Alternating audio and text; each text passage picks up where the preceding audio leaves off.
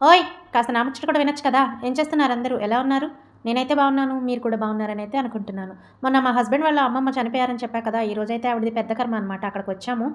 కానీ నాకు ఎవరు అంత పెద్దగా తెలీదని చెప్పి ఒక పక్కకైతే కూర్చుండిపోయాను. తెలిసిన వారినైనా, తెలియని వారినైనా గబాల్న పలకరించడం ఎందుకో నాకు చిన్నప్పటి నుంచి అంతగా చేత కాదు. అదొక రకమైన ముభావంగా ఉంటాను చిన్నప్పటి నుంచి. అది అలవాటయిపోయింది. ఇప్పుడు కొత్తగా రావాలి అంటే రాదు కదా! కాస్తంత నవ్వి పలకరించి ఇంక పక్కకైతే కూర్చుంటాను. వాళ్ళతోనే ఉంటూ, మాట్లాడుతూ బాగా పలకరించడం అయితే నాకెందుకో చిన్నప్పటి నుంచి చేత కాదు. అయితే మనసులో మాత్రం భయంగానే ఉంటుంది. ఏంటి ఈ అమ్మాయి ముభావంగా ఉంది. ఈ అమ్మాయికి మనలో కలవటం ఇష్టం లేదా? లేకపోతే ఏంటి పొగరా? అహంకారమా? ఇట్లా రకరకాలుగా అనుకుంటారేమో అని భయమైతే ఉంటది కానీ, నాకెందుకో అంత కలివిడిగా ఉండలేను. నాకు రాదు కలవటం కూడా. సమర్థించుకోవటం కాదు. ఎందుకో చిన్నప్పటి నుంచి అలా అలవాటయిపోయింది దానికి. ఇప్పటికిప్పుడు సరి అయితే అవ్వదు కదా! సో, దాన్నయితే పక్కన పెట్టేద్దాం ఇంకా అనుకుని ఏం లాభం. సరే నెక్స్ట్ వచ్చేసేసి మొన్న కూడా పొలాలు చూపించాను కదా! నాకెందుకో ఒకసారి దిగి ఆ పొలాల్లో నడవాలి. అవన్నీ చెట్లు, ఆ పచ్చిమిరపకాయలు అన్నీ కూడా దగ్గరగా చూడాలనిపించింది. అయితే మా వారినైతే ఒక్కసారి ఆపండి ప్లీజ్ అని అయితే అడిగాను. ఇందాక ఎండుమిరపకాయలు చూసారు కదా! అట్లా కల్లాల్లో పోసి ఎండబెడతారంట.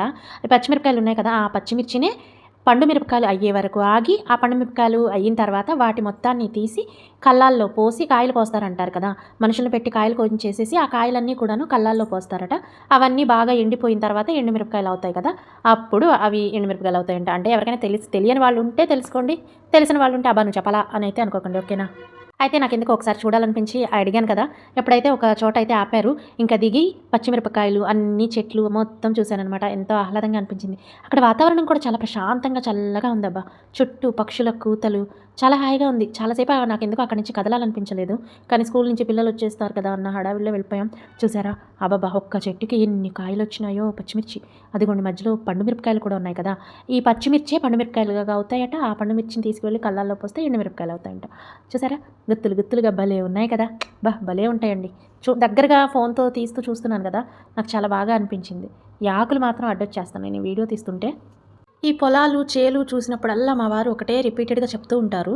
చిన్నప్పుడంట పొలానికి వెళ్ళినప్పుడు సెలవులున్నప్పుడు పొలాలకు వెళ్తారు కదా పెద్దవాళ్ళతో.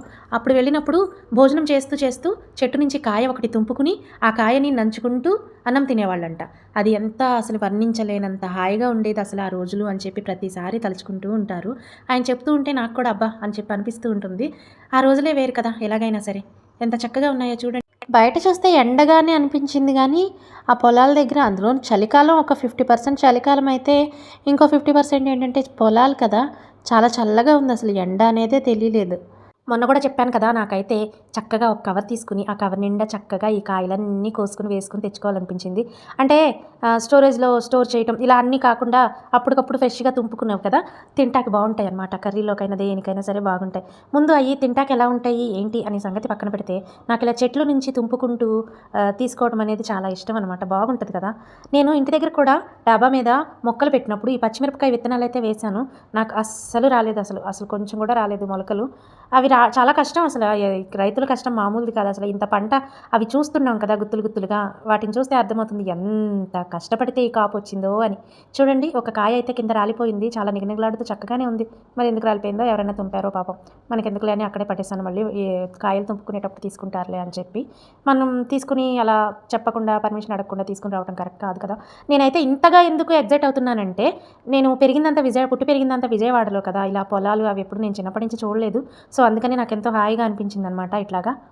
మాకు కూడా సొంత పొలముంది. ఆ పొలానికి నేను సంక్రాంతి టైంలో అయితే తీసుకువెళ్ళి మీకందరికీ చూయిస్తానే. అదే వీడియో అయితే చేసి పెడతాను. ఓకేనా? మరి సౌజీస్ వరల్డ్ ఛానల్‌లో కామెడీ కంటెంట్ అయితే ఉంది. నేను చేసిన కామెడీస్ బాగుంటున్నాయని ఒకరిద్దరైతే చెప్పారు. సంతోషంతో పొంగిపోయాననమాట. మీరు కూడా ఒకసారి ఛానల్‌ని విజిట్ చేసి వీడియోస్ చూడండి. ఎలా ఉన్నాయనేది నాకు కామెంట్ రూపంలో తెలియజేయండి. దీంట్లో లాంగ్ వీడియోల్లో కూడా కామెడీస్ ఉన్నాయి. ఒకసారి చూడండి. ఓకేనా? మరో మంచి వీడియోలో మళ్ళీ కలుద్దాం. నాకు అక్కడ తిరిగినంత సేపు వచ్చిన ఫీల్ ఏంటో తెలుసా? అందని మిన్నే ఆనందం, అందే మన్నే ఆనందం, అరే ఎండకు వానకు రంగులు మారే ప్రకృతి ఆనందం.